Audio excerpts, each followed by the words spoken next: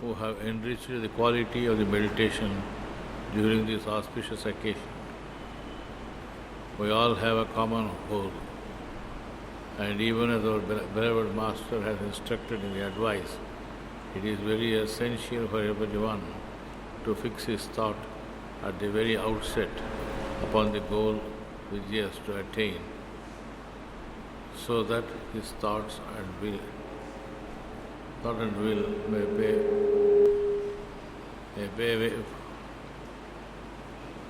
weight up to it.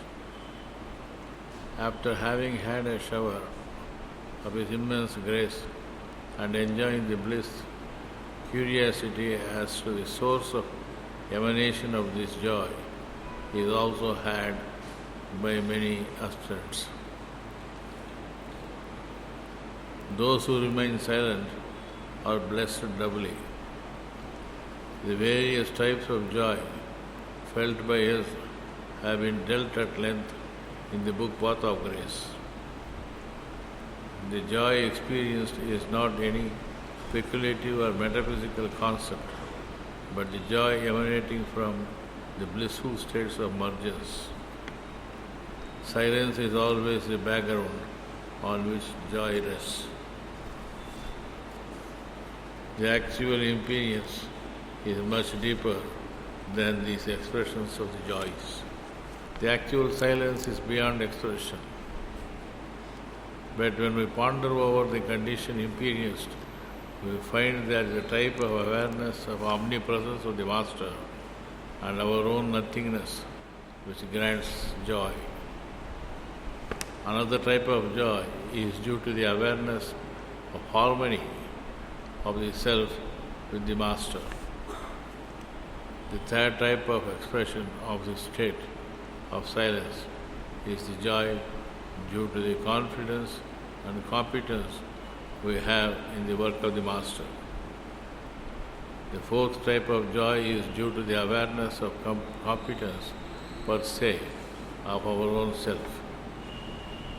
The fifth type of feeling of joy we have is after having had an absorbing and fulfilling meditation is just awareness, and the next type of joy arises out of the feeling of awareness of the omnipotence of the Master. In the higher type of joy imperience, we find the joy is due to the remembrance of the Master, which we find oozing out in and outside our humble selves.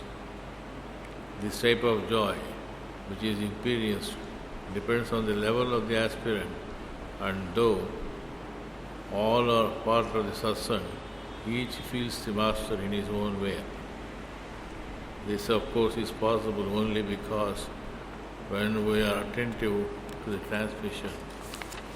Curiosity surely is a willing, proud, and an eager confession of ignorance. Many who fail to express their imperience are ignorant by choice. However, our attempts to understand the sublime in languages of daily use always fail. Our firm will to reach the goal and our trust in the Master, who assured the divine help, should overcome our doubts.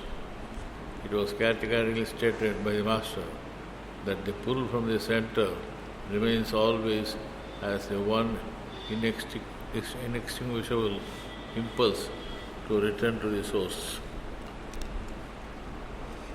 The one thing that is quite discernible from the meditation we have had just now is that we have immersed in a condition of total silence or ignorance, at least partially for some time.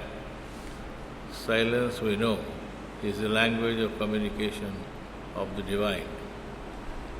It is always described as something beyond the reach of our senses, which are meant for helping us in external behavior. Yet many aspirants try to express the inexpressible and feel desperate whenever their efforts fail.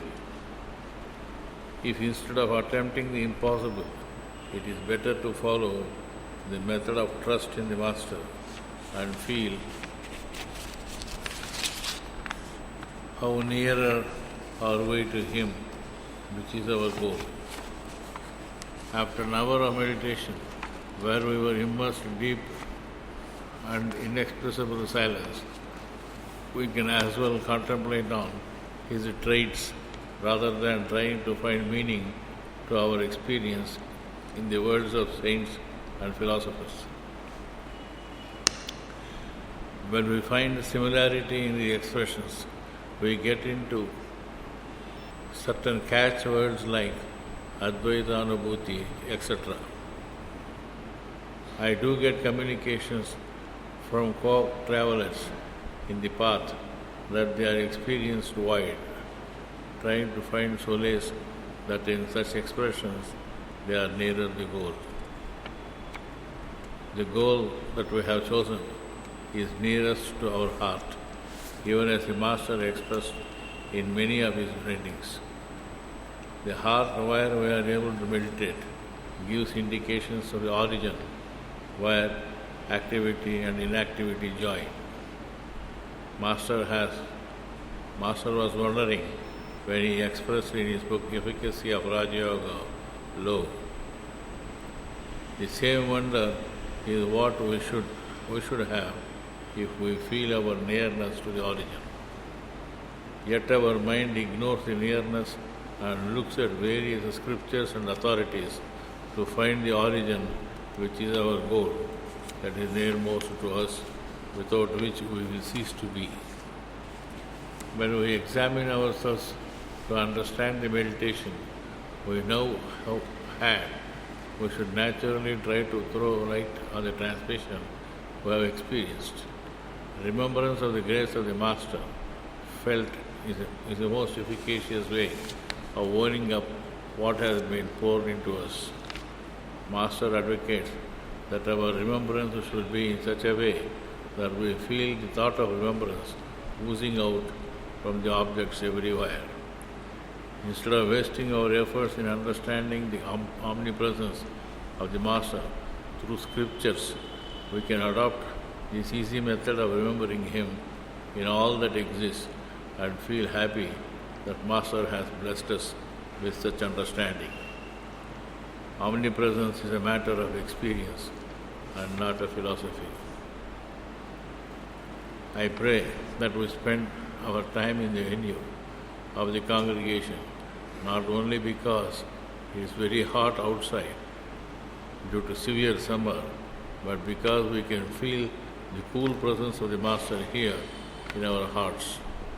Those who are capable of imperiencing at will the condition of the fourth and fifth knots, as explained by the Master in his book Towards Infinity and the commentary on it in the Path of Grace, may do so and make the best use of the atmosphere prevailing here on this auspicious occasion.